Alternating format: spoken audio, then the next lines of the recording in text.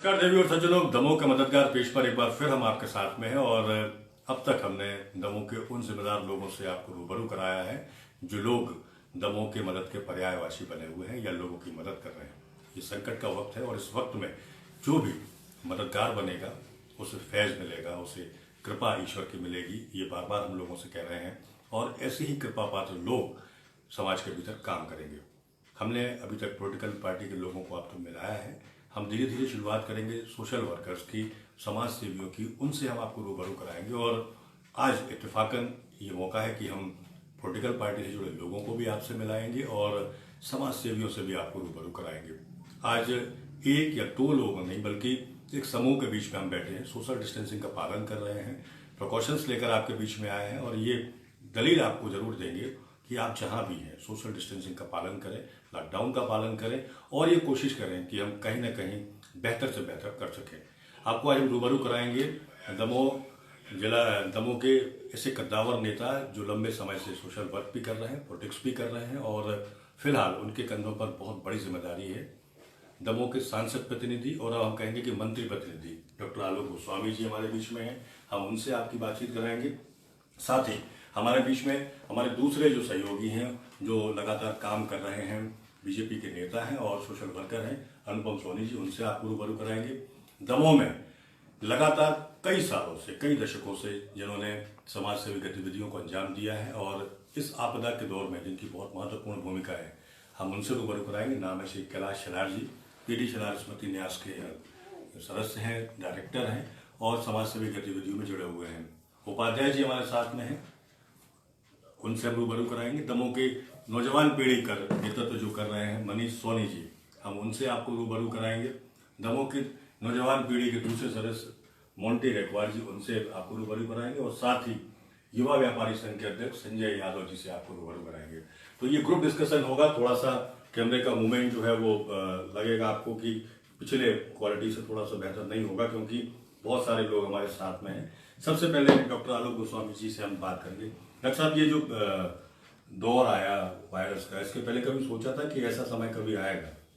कभी नहीं सोचा कि ऐसा समय आएगा। हम अपनी पूरी आयु में पहली बार यह घटना देख रहे हैं कि ऐसा परिदृश्य हम सबके बीच में आया। अब इसके पहले भी बाढ़ भी आपने देखी है, सूखा भी आपने देखा है और बहुत सारे और आपदाएं भी छोटी मोटी आपने लगातार देखते रहे हैं। ये जो दौर पिछले 30-35 दिन का आप देख रहे हैं, तो क्या अनुभव रहा आपका? बड़ा विकट अनुभव रहा है। इसमें देख रहे हैं अपन कि जरा सी भी यदि लापरवाही हम करते हैं, सोशल डिस्टेंस का पालन नहीं करते हैं या किसी को यह वायरस हुआ है हम यदि उसे छींते हैं या कुछ करते हैं तो यह बीमारी गंभीर रूप से बराबर चेन के रूप में फैलती जा रही है। हमें वास्तव में सोशल डिस्टेंस का पालन करना चाहिए और बहुत ही इस चीज़ में सावधानी रखना चाहिए। हमें स्वच्छ रहना चाहिए, सैनिटाइजर का उपयोग करना चाहिए। तो ये जो लॉकडाउन है ये विकल्प था, आपको लगता है? आप तो जिम्मेदार नेता भी हैं, सोशल वर्कर भी हैं, क्या लॉकडाउन एक विकल्प था? वास्तव में लॉकडाउन ही एक विकल्प था। आप देख रहे हैं विश्व में भारत अभी बहुत सुरक्षित है। जिसमें हम अपने दमोह जिले की बात करें कि हमारे आजू बाजू जो टीकमगढ़, सागर, जबलपुर लगा हुआ है, लॉकडाउन की स्थिति का जितने अच्छे से दमोह जिले में दमोह की मददगार टीम भी जो सहयोग और आह्वान कर रही है आपके माध्यम से बीच बीच में, हम उसका भी साधुवाद देते हैं और प्रशासन का भी कि उन्होंने बड़े कड़ाई से पालन किया। यहाँ के नागरिकों ने बात सुनी सभी की और सभी एकजुट होकर लॉकडाउन का पालन कर रहे हैं। इससे हम सुरक्षित महसूस कर रहे हैं अपने आप को। अनुपम जी, आप मेडिकल फील्ड से भी जुड़े हुए हैं। इन सब के अलावा आपको क्या लगता है कि ये जरूरी था लॉकडाउन? सबसे पहले तो मैं मयंक भाई साहब आपको धन्यवाद देना चाहता हूँ कि दमोह के मददगार जो आपने ये बनाया हुआ है पेज, इसके तहत समस्त जनसेवियों को एक कड़ी में जोड़ने का काम किया। जैसा कि आपने पूछा, लॉकडाउन पूरे भारतवर्ष की सबसे बड़ी जीत है। मैं माननीय मोदी जी को धन्यवाद देना चाहता हूँ। लॉकडाउन एक ऐसी कड़ी है जिसके कारण हम आज अपने घरों में सुरक्षित हैं, हमारे बच्चे सुरक्षित हैं। अगर हम लॉकडाउन के नियमों का पालन नहीं करते हैं तो कहीं ना कहीं हम आपदा की ओर बढ़ेंगे और आज अगर दमोह सुरक्षित है तो केवल और केवल लॉकडाउन के कारण। कैलाश भैया, आपको क्या लगता है कि लॉकडाउन जरूरी था या कोई और भी उपाय हो सकता था लोगों को बचाने का? विगत 22 जनवरी को जब आदरणीय हमारे देश के प्रधानमंत्री आदरणीय नरेंद्र मोदी ने जब घोषणा की कि रविवार को लॉकडाउन की घोषणा की, तो वह बहुत अच्छा निर्णय रहा। उसके बाद 25 तारीख को आदरणीय प्रधानमंत्री ने जो 21 दिन का लॉकडाउन घोषित किया 14 अप्रैल तक के लिए, वो तो अच्छा था ही, लेकिन बीच में कुछ हल्ला हुआ था कि लॉकडाउन ख़त्म करने की स्थिति में, पर हमारी तो इच्छा थी कि तो कम से कम 2-3 महीने और खींचना चाहिए। लॉकडाउन ही एक ऐसी व्यवस्था है जो इंडिया को जिसने बचाया है और बचाए रखेगी। इंडिया की जनसंख्या को देखते हुए उम्मीद तो ये हो रही थी कि यहाँ लाखों नहीं करोड़ों लोग मौत के मुंह में जाएंगे, लेकिन आदरणीय प्रधानमंत्री के तत्काल निर्णय के आधार पर इतने जो आधार पर जो सुरक्षित है, अपने यहाँ जो लोगों की मृत्यु की दर ना के बराबर है, दूसरों की जनसंख्या के देशों के जनसंख्या के आधार पर जो मृत्यु दर अपने यहाँ जो कम है, वो इसी आदरणीय प्रधानमंत्री के सुरक्षा कवच से ही है। निश्चिंत और पूरे इंडिया में घूम कर आदमी निश्चिंत है, वो मतलब वो आदरणीय मोदी जी के आधार के निर्णय पर ही। और जो असुरक्षा जो घूम फैल रही है वो हमारे बीच के ही कुछ लोगों द्वारा यह लापरवाही कार्य या सुरक्षा फैल रही है। गोपाल जी, आप क्या मानते हैं, आपने कितना पालन किया लॉकडाउन का? नहीं, लॉकडाउन से क्या है, ये कोरोना बीमारी वायरस की संक्रमित बीमारी है। लॉकडाउन के कारण जो चैन है ना, जिससे ये चैन टूट गई। आप लोगों ने तोड़ी चैन कि आप लोग चैन को बनाया है? चैन बनाया नहीं, हम लोगों ने जो लॉकडाउन का पूर्णतः पालन किया है, और जी उसी का रिजल्ट दमोह में दिख रहा है कि यहाँ लोग आजू बाजू के जिला में, जबकि सागर जबलपुर में भी मरीज निकले, यहाँ नहीं निकले। पूर्णतः प्रशासन ने और समाज सेवी उन्होंने सबने सहयोग दिया, लॉकडाउन सफल रहा। मनीष जी, आपसे पूछना चाहेंगे, मनीष सोनी जी हमारे बीच में, आपको क्या लगता है कि ये जो यही एक विकल्प था या कोई दूसरा विकल्प हो सकता था सरकार के पास? कोविड-19 जो ये जो एक ग्लोबल वायरस है, पूरी दुनिया के अंदर है, भारत में नहीं, और सारी दुनिया के अंदर इसकी कोई वैक्सीन अभी तक कोई भी वैज्ञानिक डेवलप नहीं कर पाए। लगातार सारे देश इस दिशा में प्रयास कर रहे हैं कि कोई वैक्सीन या कोई दवा आए, लेकिन इसको रोकने में यदि दुनिया के अंदर कोई चीज़ कारगर हुई है तो सारे देशों ने लॉकडाउन को ही अपनाया है। और चूंकि इस बीमारी का जो फैलने का तरीका है, संक्रामक वायरस है, व्यक्ति से व्यक्ति को फैलता है, और भारत जैसे सोशल देश में, मतलब दुनिया के अन्य देशों की अपेक्षा जो हमारा देश है, हम सबसे ज़्यादा सोशल गैदरिंग वाले देश हैं, सबसे ज़्यादा मिलना जुलना हमारे देश की पद्धति में है। भारत जैसे देश में अगर आज लॉकडाउन का पालन हुआ है और लॉकडाउन यदि सफल हो रहा है और हम इस संक्रामक वायरस को रोकने में कामयाबी की ओर बढ़ रहे हैं, तो निश्चित रूप से इस देश का ये सौभाग्य है कि आज इस देश के पास एक ऐसा नेतृत्व है जिस नेतृत्व के ऊपर इस देश के आम जनमानस का भरोसा है, जिसके कारण से भारत जैसे सोशल देश में ये लॉकडाउन संभव हो पाया। निश्चित रूप से आप मानिए कि जहाँ इटली दुनिया में स्वास्थ्य के मामले में आज कहते हैं कि दुनिया में दूसरी ऐसा देश है जो स्वास्थ्य के मामले में इतना आधुनिक देश नहीं है। अमेरिका वो भी पस्त है, लेकिन भारत संसाधन कम है, लेकिन अपने हौसलों के बल पे और अपने नेतृत्व के दम पे कोरोना को परास्त करने की ओर बढ़ रहा है। इसलिए लॉकडाउन ही वर्तमान में सबसे अच्छा विकल्प है। मनदीप, आपसे भी पूछना चाहेंगे कि आपने कितना पालन किया लॉकडाउन का? लॉकडाउन का हम लोगों ने पूर्ण रूप से पालन किया, और जो हमारे साथीगण थे, हमारे दमोह के आम जनमानस थे, लगातार हम लोगों ने जागरूकता अभियान चलाया कि सोशल डिस्टेंस ही लॉकडाउन के बचाव का कारण है, और यह प्रक्रिया आगे भी हम लोग जारी रखेंगे, क्योंकि सोशल डिस्टेंस बनाना ही अति आवश्यक। और आप देख रहे हैं कि हम लोग भी यदि यहाँ बैठे हैं तो सोशल डिस्टेंस में बैठे हैं। केंद्रीय मंत्री माननीय प्रहलाद सिंह पटेल जी की प्रेरणा से हम सारे लोग काम कर रहे हैं और अनवरत कार्य करते रहेंगे। संजय जी, आप व्यापारी संघ का रिप्रेजेंट करते हैं, इतने बड़े ऑर्गेनाइजेशन के अध्यक्ष हैं, तो आपको लगता है कि नुकसान हुआ है लेकिन जिंदगियां बच गई? नहीं, माननीय प्रधानमंत्री ने जो समय रहते हुए डिसीजन लिया है लॉकडाउन का, वो बहुत ही सराहनीय निर्णय रहा है।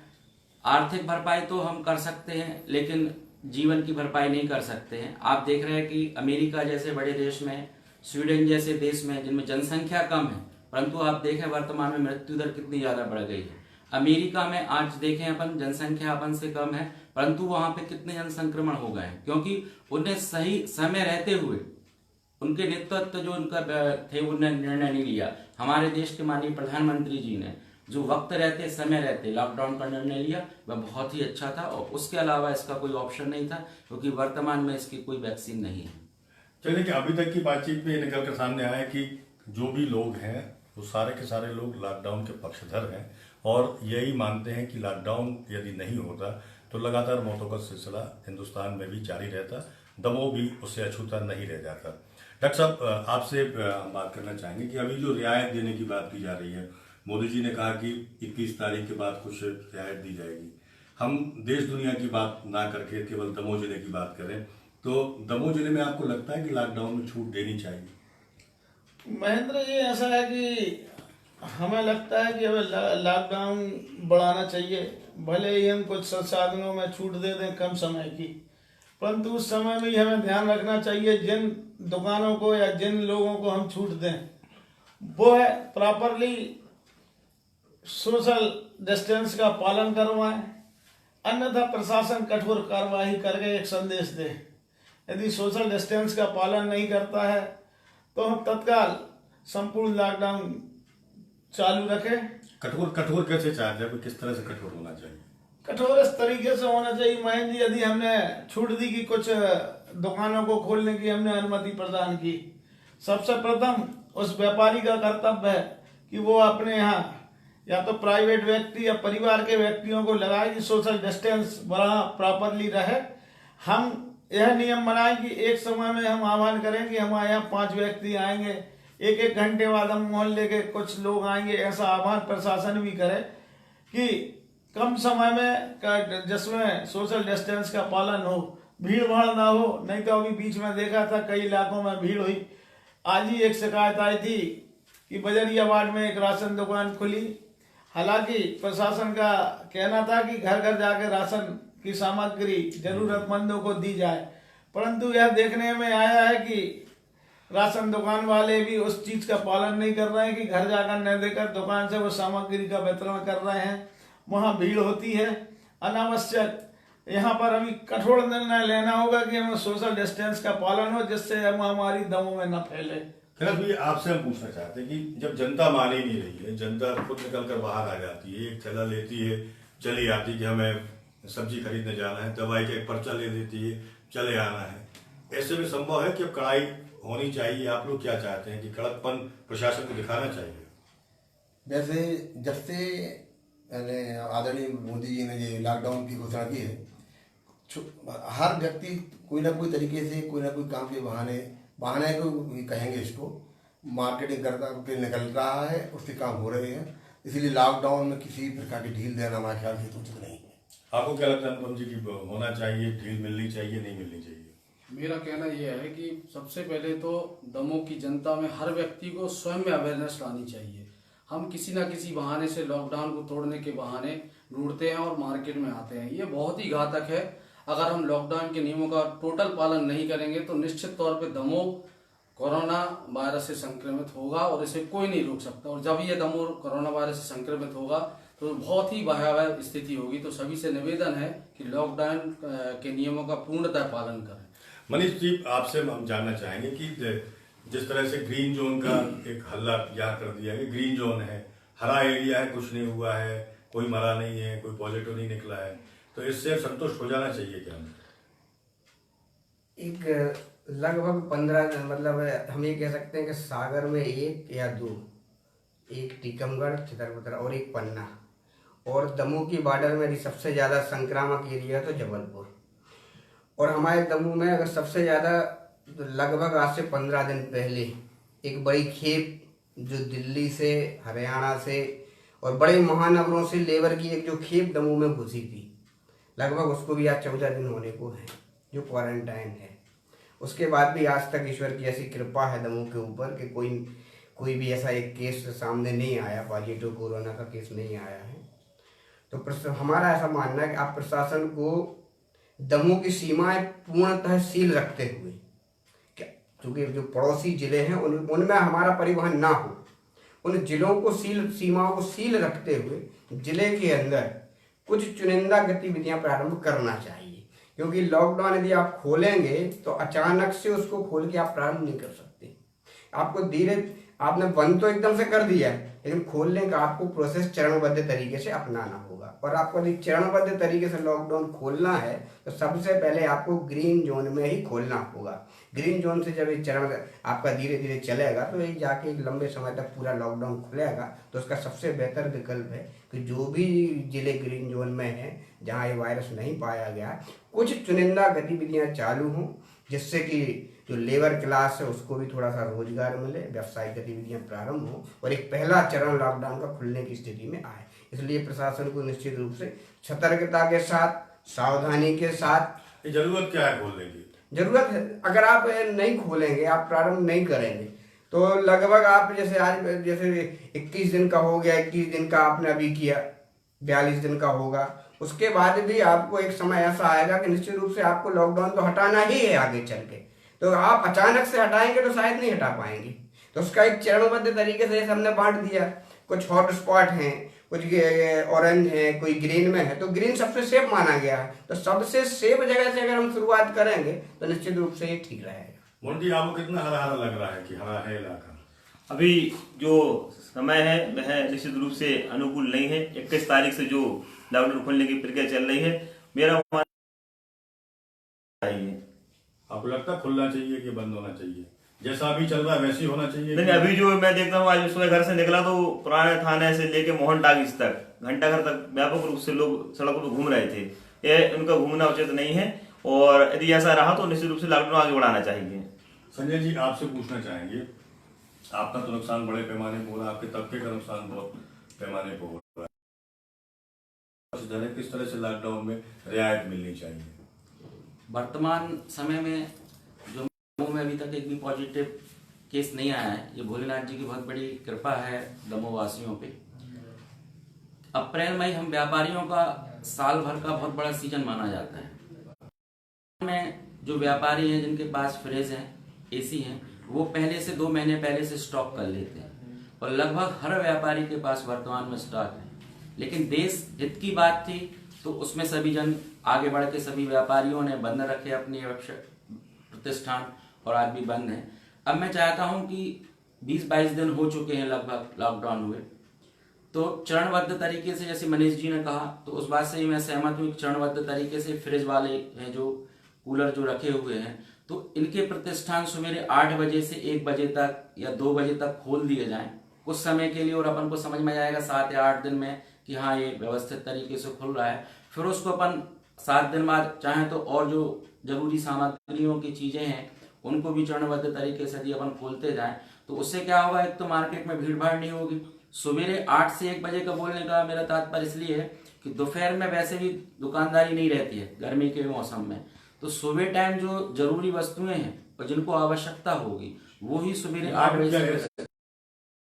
कि लोग इकट्ठे नहीं आएंगे, लोगों को बहाना मिल जाएगा कि कूलर ही खरीदना है, नहीं जाना। जैसे कि वर्तमान में दमोह में किराना आपको वाहन के द्वारा भेजा जा रहा है, घर घर डिलीवरी है, ये प्रक्रिया बहुत अच्छी है, इसको वैसे ही रखना चाहिए। जरूरतमंद चीजें हैं, इसको आदमी बहाना बना के जो मार्केट में आ रहा था तो ये दुकानें ना खोलें, इनको उसी रूटीन में रखें। हम डॉक्टर साहब से पूछो, उसके पहले आपसे एक विचार जानना चाह रहे हैं, मशवरा करना चाह रहे हैं। जिस तरह से किराने की होम डिलीवरी हो रही है, जिस तरह से सब्जियों को, राशन को पहुंचाया जा रहा है, क्या आपके व्यापारी ये तय कर सकते हैं कि ऑर्डर के ऊपर होम डिलीवरी हो जाए, एसी की, कूलर की या जरूरी सामानों की?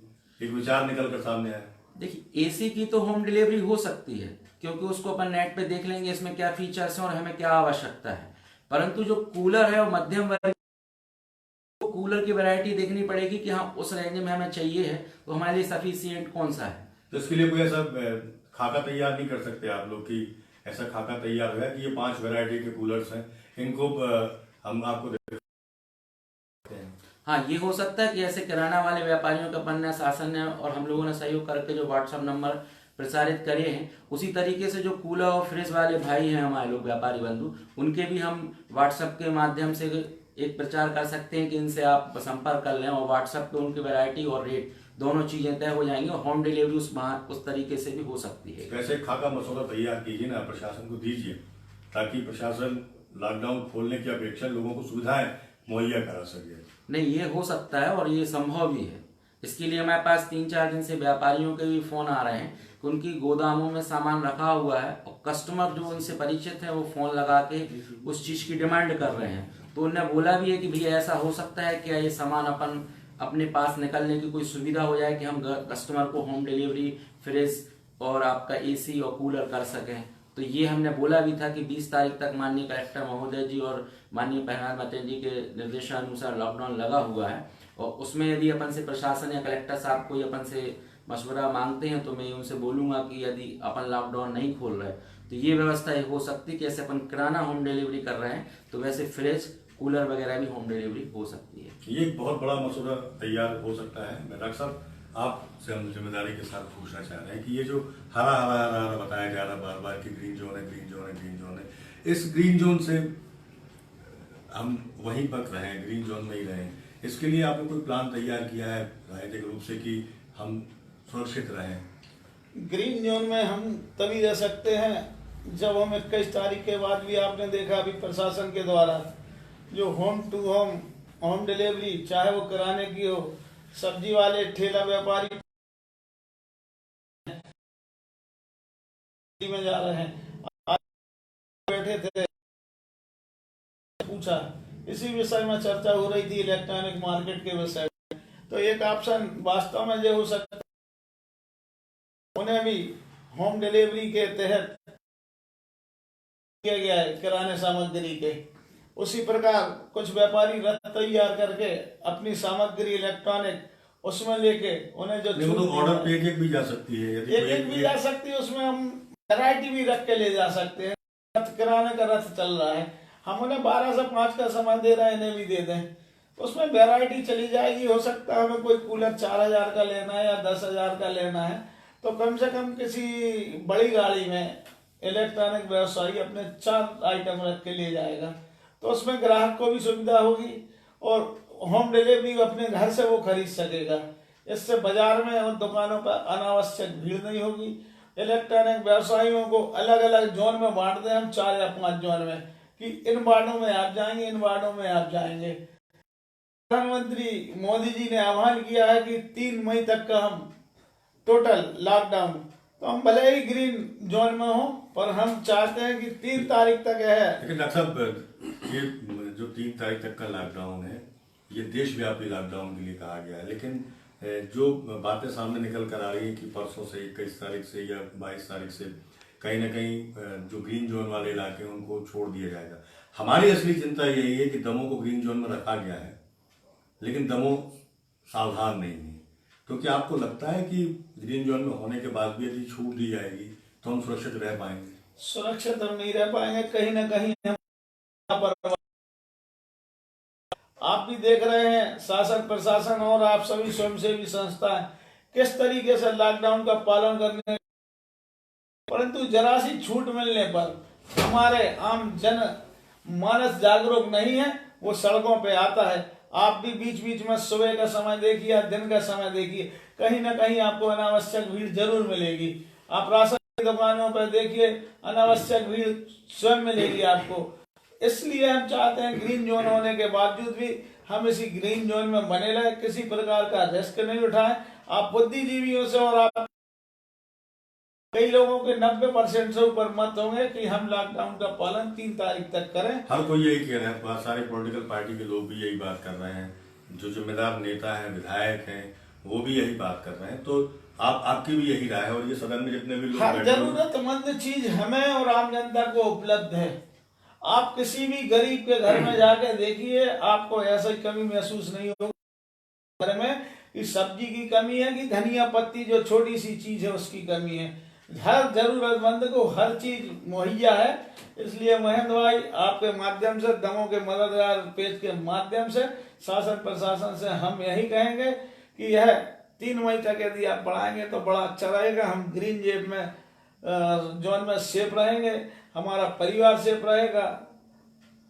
तो ये पहले दौर की हमारी बातचीत है और पहले दौर की बातचीत में सदन में जितने भी लोग यहाँ पर मौजूद हैं सबकी राय यही है कि भले ही हम ग्रीन जोन में हों लेकिन लॉकडाउन का पीरियड बढ़ना चाहिए।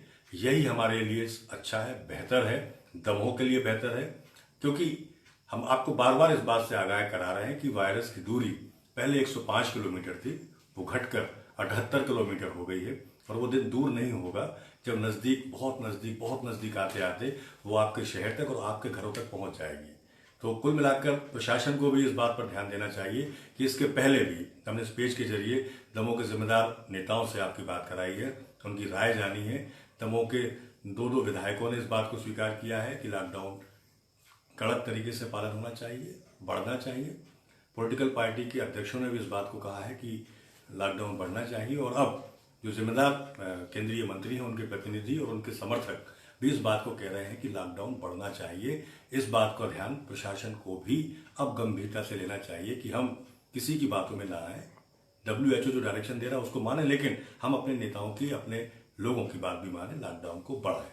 आम जनता से भी हम चाहेंगे कि आप भी इस पेज के ऊपर, इस डिबेट के ऊपर अपनी राय जरूर रखिए कि आप क्या चाहते हैं, कैसे आप इस लॉकडाउन को आगे बढ़ाना चाहते हैं। आप सेकंड सेगमेंट की तरफ आते हैं। सेकंड सेगमेंट मदद का है, जो कि हमारा मुख्य उद्देश्य है, और दमोह का अभूतपूर्व मदद का जो दौर है, उस दौर की बात हम यहाँ से लोगों से करेंगे। मैं कहता हूँ कि जब पहले दिन ये दौर आया कि आपको मदद करनी है, तो कहाँ से प्रेरणा मिली आपको कि आप खाने के फूड पैकेट बनवाएं या लोगों को राशन दें? प्रेरणा कहाँ से मिली आपको? वैसे विगत सेना समिति न्यास दमोह जिले में सुचारू रूप से अपने सेवाश्री कार्यों में, और समय था 25 तारीख को लॉकडाउन की घोषणा हुई, और उसके बाद हमारे बच्चों ने भी कहा कि पापा मैंने ऐसी ऐसी स्थिति बन रही है, और अपन क्यों ना अपन लोग की भी मतलब एक खाना करें। तो अपने बच्चों से मतलब किसी उपलब्धि पर एक काम चालू किया, और विगत 28 तारीख से रेगुलर हमारे शहरा न्यास के माध्यम से शुरुआत में 800-900 तक पैकेट बनाए गए, जो गवर्नमेंट द्वारा जो सेंटर बनाया गया है वहाँ भेजना शुरू किए। और उसके बाद जैसे लोगों की दमोह में आना कम हुआ, बाहर से जो लोग आ रहे थे, उस समय बहुत विकट स्थिति बन गई थी। दमोह में काफ़ी संस्थाएं आदरणीय सांसद महोदय की तरफ से की जा रही काम सेवा से भी काम कर रहे थे। उसी में और 800 पैकेट से 900 पैकेट की शुरुआत की, और धीरे धीरे 400 पे वो स्थिति आई है।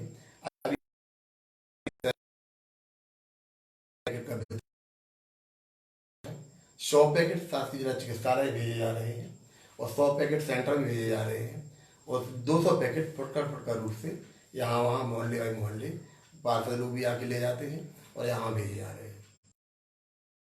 तो वैसे राजनीति कर रहे हैं, सोशल वर्क कर रहे हैं, इसके पहले कभी देखा है ऐसा भूतपूर्व माहौल जब लोग खुद सौंपे? महेंद्र भाई, सिर्फ जब बाढ़ की स्थिति निर्मित हुई थी उस समय जरूर हमने देखा, पर इस समय हमने देखा है कि वास्तव में स्वयं प्रेरणा से लोग बिना मदद को आगे आ रहे हैं। हम उन सभी का तहे दिल से धन्यवाद अदा करेंगे। वास्तव में हम उनका हृदय से सम्मान करते हैं कि ऐसी बहुत सी संस्थाएं हैं जो बिना किसी प्रचार प्रसार के लोगों की मदद को आगे आ रही हैं। आपने देखा होगा कि निचले स्तर पर भी छोटे छोटे गलियों में, मोहल्लों में लोग आजू बाजू मदद कर रहे हैं। तो आपको लगता है कि इस वायरस का अटैक नहीं होता तो ये अच्छी भावनाएं लोगों के अंदर नहीं आ पाती?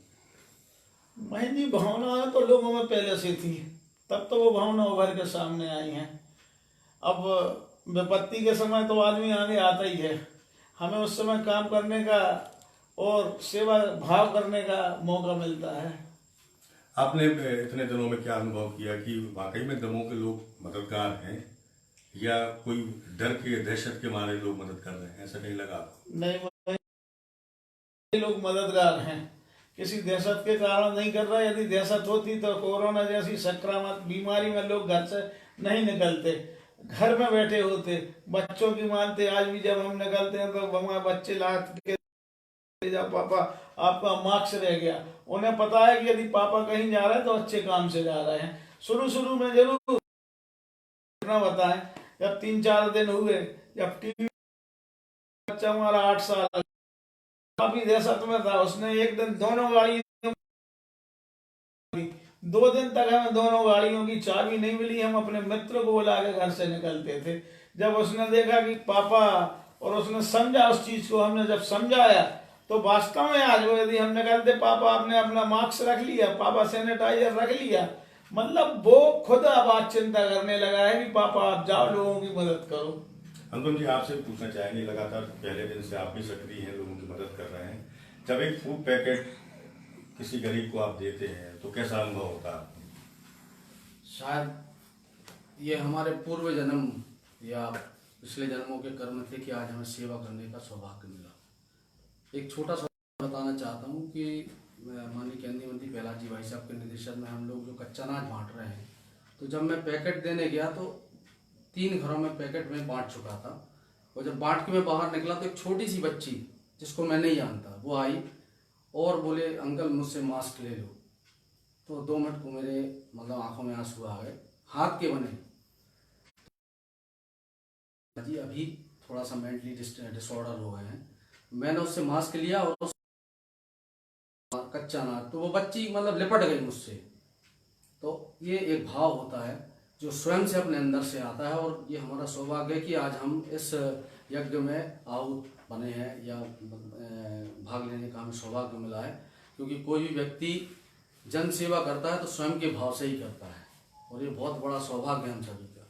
जैसा कि अनुपम जी ने अभी मास्क की बात की कि एक बिटिया है, वो जो उसके यहाँ फूड पैकेट लेकर वो गया, उसने अपने पास एक मास्क निकाला, उनको मास्क दिया, ये सेवा के भाव। हम मास्क से हमें याद आया कि आपने कुछ दिन पहले ऐसी मददगार पेज के ऊपर एक पोस्ट देखी होगी जिसमें एक बिटिया अपने हाथ से कैंची से मास्क काट रही है, माँ उसे सिल रही है, और फिर वो जो मास्क हैं वो आम लोगों तक पहुंचाए जा रहे हैं। और ये इत्तेफाक है या सौभाग्य है कि जो बिटिया इस काम को अंजाम दे रही थी, जिसकी माँ मास्क सिल रही थी, वो हमारे ही अपने परिवार के सदस्य हैं।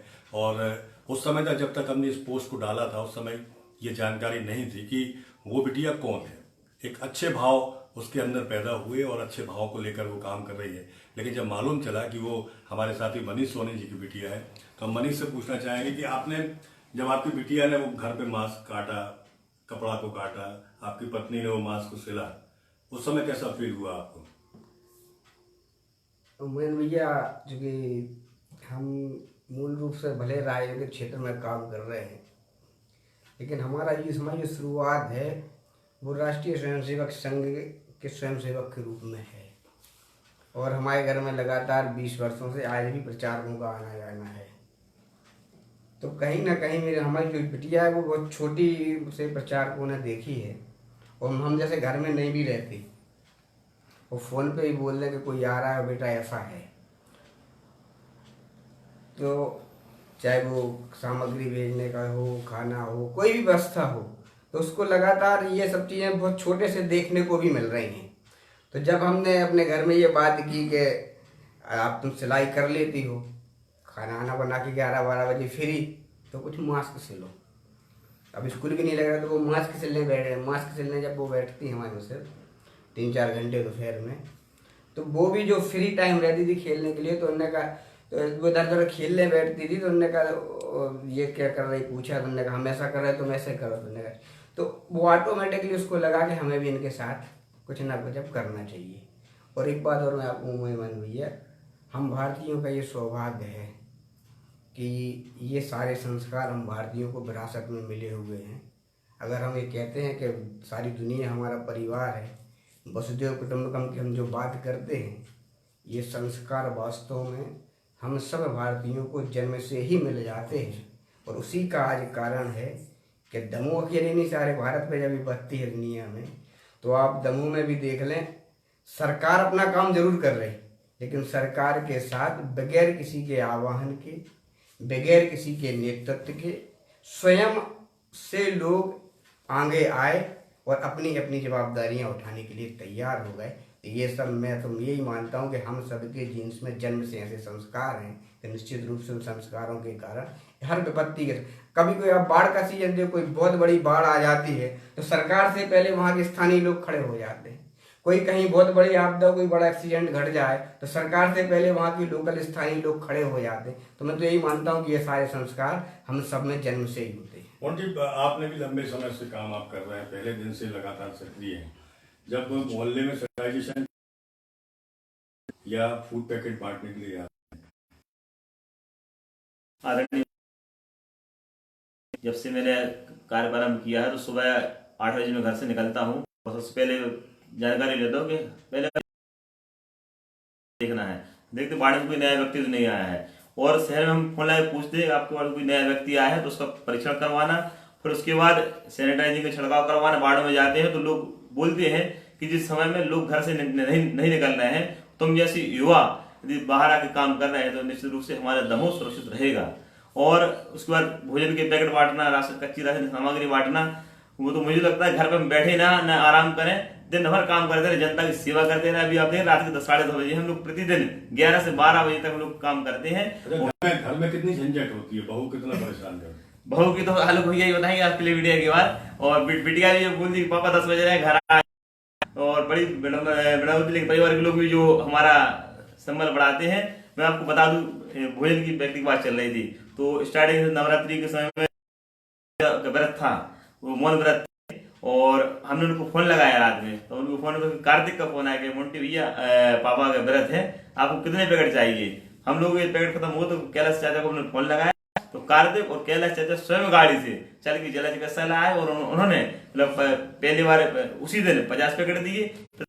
और फोन लगाया आलू भैया ने कि भैया पैकेट चाहिए तो चाचा फिर लेके आए। हमारे शहर में इतने दानी पुण्य लोग, सेवाभावी लोग हैं, आप जैसे हमारे बड़े भाई हैं जो लगातार मैं देखता हूँ हनुमानगढ़ी बैठ के लोग चौराहों पर 10-10 के लिए भोजन की व्यवस्था करते हैं। तो ये है। और अगर मैं आपको बता दूं कि जो सेवाभावी काम है, जैसे कि भाई साहब बताया, जवाब नहीं दिया कि बहू ने कितना डांटा।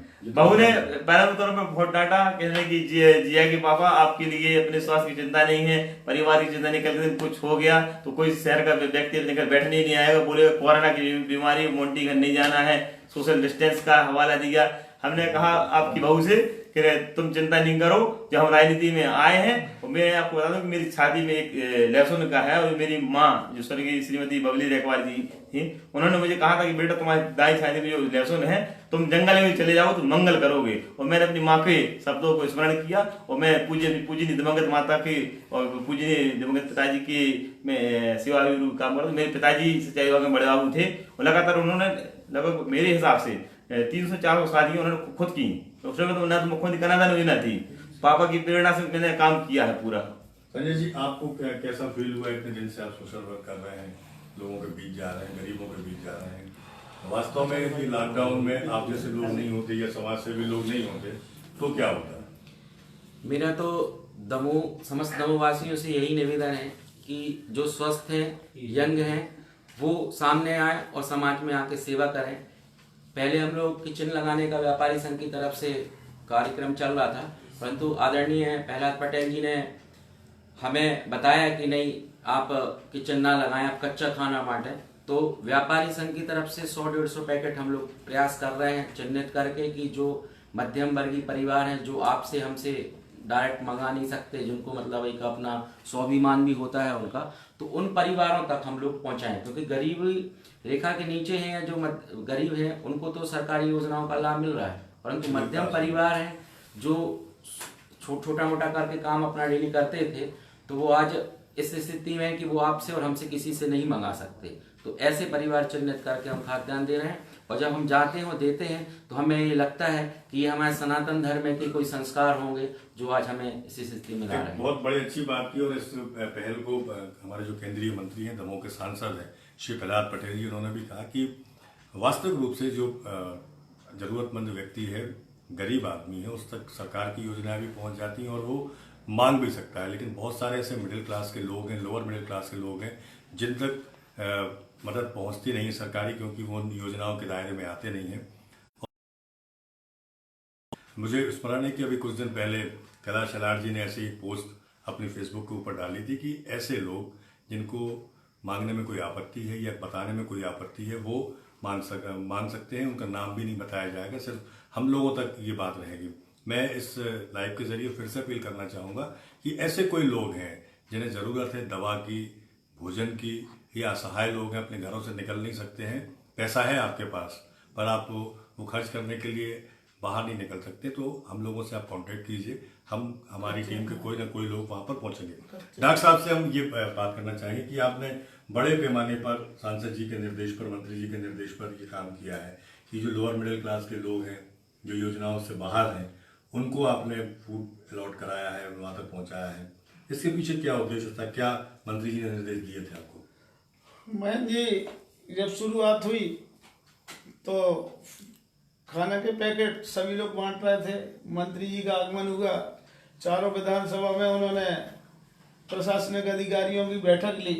उसके बाद उनके संज्ञान में आया कि जो हमारे वनांचल क्षेत्र हैं, गरीब बस्ती के क्षेत्र हैं, जिले में, पूरे जिले में, संसदीय क्षेत्र में, जब उन्हें पता चला कि हम कुछ सामग्री बंगले से वितरित कर रहे हैं तो उन्होंने तत्काल उस पर ऑब्जेक्शन लिया, डांटा कि हमें प्रचार प्रसार की ऐसे समय में जरूरत नहीं है। यदि हमें वास्तविक मदद कर रहे हैं तो आप कहीं पर भी अन्न एकत्रित करिए, आटा, दाल, चावल, नमक, सब्जी, तेल वगैरह का स्टोरेज करिए और चुपचाप जो संपन्न परिवार हैं, जो स्वाभिमान परिवार, कुछ ब्राह्मण है, जैन है, स्वाभिमान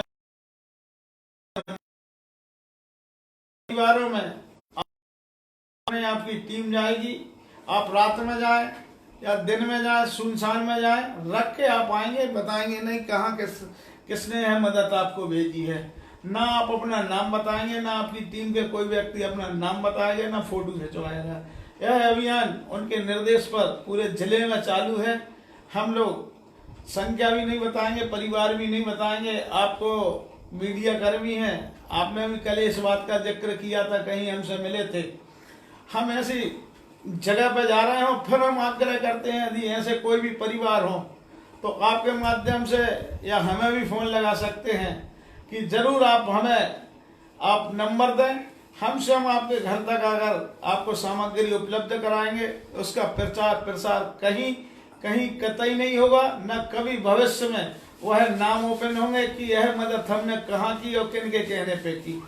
हम वही आपसे सवाल करना चाह रहे हैं कि जिस तरह से मंत्री जी की भावनाएं थी, वही कुछ उन्होंने अपने जो उनका पैतृक जिला है नरसिंहपुर जिला गोटेगांव, वहाँ भी उन्होंने इसी तरह का कोई अभियान चलाया। उनके भाई जो हैं जालम सिंह जी, वो ये अभियान को चला रहे हैं। तो ये भी एक अनूठा अनुभव आप लोगों के जीवन में रहा होगा कि जब आपको लगा होगा कि लोअर मिडिल क्लास और मिडिल क्लास के लोग भी परेशान हैं, तो अब आपको लगता है राजनीतिक रूप से कि सरकारों को ये कोशिश करनी चाहिए कि सिर्फ फोकस उस वर्ग पर ना रहे, गरीबों की तरफ ना रहे, इस लोअर मिडिल क्लास की तरफ भी सरकारों को सोचना चाहिए? मैं जी बिल्कुल, वास्तव में सरकार को इस पर ध्यान देना चाहिए। मैं आपको ताजी घटना बताता हूँ।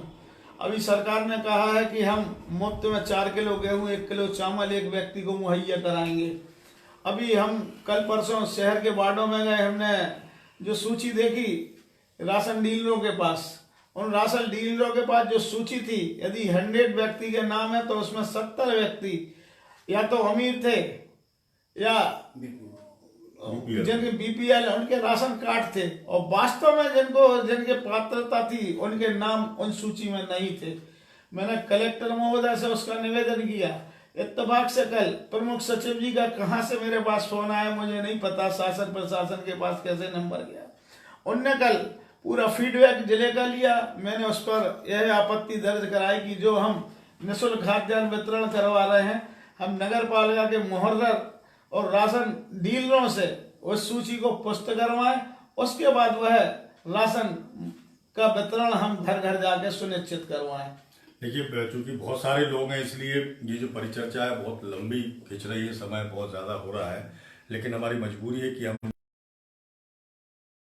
आखिरी सेगमेंट जो हमारा है, हम आपसे आप लोगों से अलग अलग फिर से भी मददगार पर आपसे बात करेंगे, आपके पास आकर करेंगे, आपके विचार जानेंगे। हम सामूहिक रूप से एक विषय पर चर्चा करेंगे, सोशल मीडिया। क्योंकि सोशल मीडिया के जरिए ही हमारी बात आप तक पहुंच पा रही है, पब्लिक तक पहुंच पा रही है। डॉक्टर साहब, आपसे पूछना चाहेंगे, जो गंदा माहौल सोशल मीडिया के ऊपर चल रहा है, फेसबुक, व्हाट्सएप, ट्विटर, जो अभद्रता हो रही है खासतौर पर राजनीतिक पार्टी के कार्यकर्ताओं के द्वारा, इसे किस नजरिए से देखते हैं? जबकि ये आज के दौर की आवश्यकता नहीं है, इतनी अभद्रता नहीं होनी चाहिए, क्या मानते हैं आप? वर्तमान का समय दलगत राजनीति से ऊपर उठकर हमें सेवा भाव करना चाहिए। कमेंट और उठपटांग के कमेंट, आक्षेप हमें एक दूसरे पर नहीं लगाना चाहिए। हम सब मिलजुल कर इस स्थिति से उभरें, हमें ऐसा प्रयास करना चाहिए। जो यह भी कर रहे हैं उनसे हाथ जोड़ के विनम्र निवेदन करते हैं किसी का यदि आप उत्साहवर्धन ना करें तो उनका उत्साह या उनका सम्मान को ठेस ना पहुंचाएं। हम दलगत राजनीति से ऊपर उठकर सबकी मदद को एक सूत्र में बांधकर कार्य करें। हम सभी से यही आग्रह करेंगे। दमोह के मददगार पेज की ओर से, महेंद्र जी आपकी ओर से।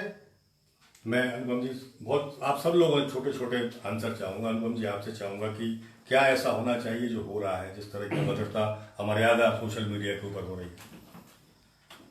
आज वर्तमान में जैसा कि आलोक मामा ने बोला कि हमें दलगत राजनीति से उठकर ही जनसेवी बन के या जनसेवा के भाव से ही काम करना चाहिए। हम इन सब छोटी छोटी चीज़ों में ना पड़ें कि उसने ये बोल दिया, इसने ये बोल दिया, फेसबुक पर उसने फलानी पोस्ट की, हमने ये पोस्ट। ये सब चीज़ें आज का जो समय है इन सब चीज़ों को करने का नहीं है। पूरी जिंदगी में ऐसा शायद सौभाग्य हमें कभी नहीं मिला जनसेवा करने का। अगर हमें सेवा का सौभाग्य मिला है तो जनसेवी भाव से हमें केवल सेवा करना चाहिए। हम मनीष जी केवल आज के दौर की क्यों बात करें, हम तो ओवरऑल करें। दमोह की अपनी तहजीब है, अपना रवैया है। क्या ऐसा होना चाहिए जो फेसबुक पर सोशल मीडिया के ऊपर हो रहा है आम दिनों में भी, इन दिनों में नहीं आम दिनों में भी? क्या भैया, होना तो नहीं चाहिए, लेकिन एक होड़ है। और वो होड़ सिर्फ इस बात की है कि मतलब इस बात की नहीं है कि हम सेवा कितनी ज़्यादा कर दें। वो होड़ इस बात की है कि हम दिख कितने ज़्यादा जाएं। नहीं दिखिए, कोई आपत्ति नहीं तो है, आप बताइए, आपत्ति नहीं है। हम बात कर रहे हैं मर्यादा की। ये दिखने की होड़ है प्रवृत्ति ज़्यादा, तो लोग को ऐसा लगता है कि हम कुछ नकारात्मक लिखेंगे तो ज़्यादा लोग हमें देखेंगे। है ना, आ रही है लोगों से दिखने की होड़। अगर वास्तव में कुछ करने की होड़ सकारात्मक वो अगर वो बना लें कि हमें सिर्फ करना है, दिखने के लिए नहीं करना है, तो शायद इस प्रवृत्ति पर रोक लगेगी। लेकिन ये नंबर बढ़ दिखने की होड़ में लगातार से गलत तरफ दिख रहे हैं। लेकिन उससे हम इतना ही कहेंगे कि जिस प्रकार से जो कोई भी इस प्रकार से काम करता है, आप ये मान के चलिए उसकी उम्र ज़्यादा लंबी नहीं होती है। इसलिए अगर आपको लंबी लाइन खींचनी है, आप सामाजिक जीवन में लंबा रहना चाहते हो, तो निश्चित रूप से सकारात्मक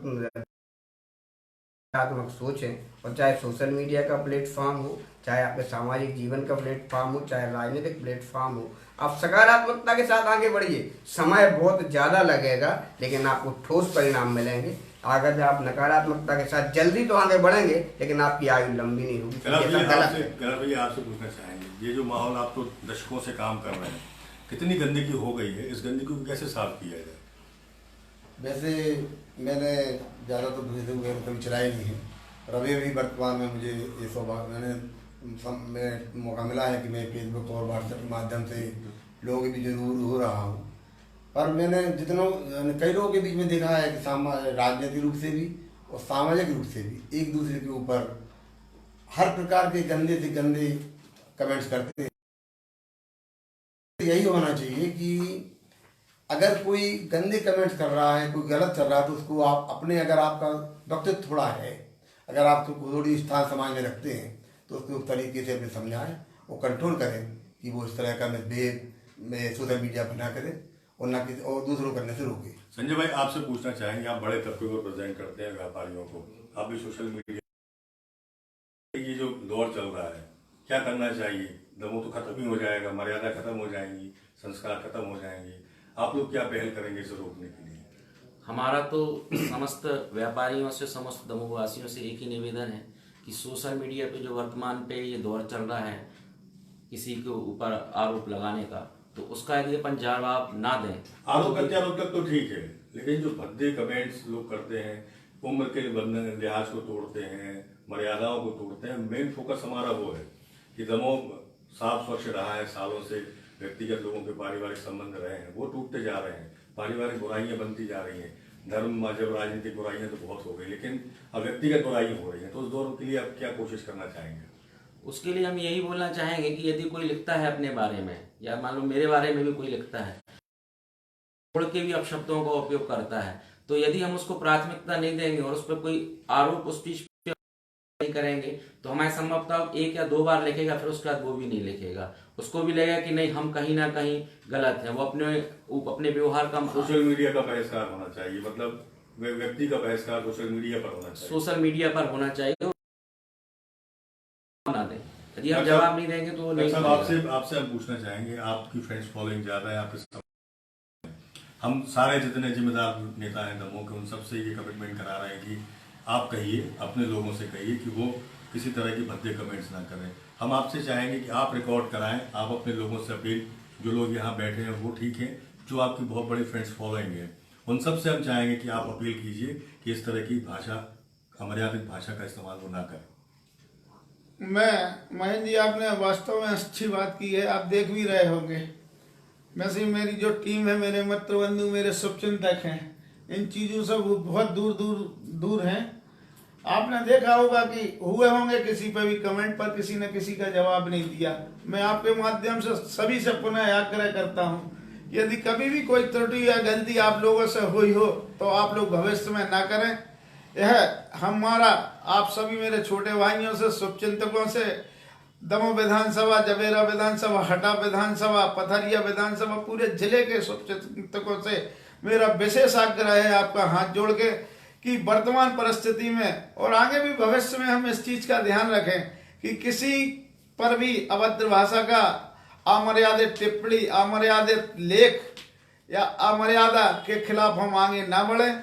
हम अपने संस्कार और अनुशासन का पाठ दूसरों को सिखाने के लिए विवश हों।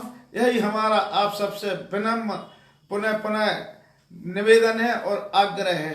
आप सबको बहुत बहुत धन्यवाद हमारे इस पेज से जुड़ने के लिए और इस पेज पर सार्थक सकारात्मक बातचीत करने के लिए। हमारा उद्देश्य आप समझते हैं, जानते हैं, पहचानते हैं और केवल एक उद्देश्य है कि हम दमोह में स्वस्थ माहौल पैदा करें, लोगों की मदद के लिए।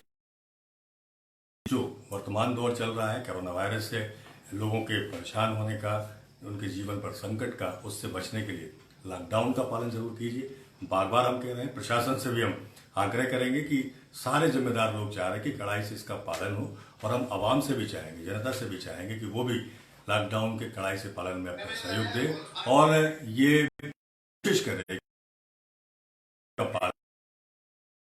कि किस तरह से हम अपने परिवार को, अपने आप को बचा सकें और ये कोशिश करें कि हम मानव जाति को बचा सकें।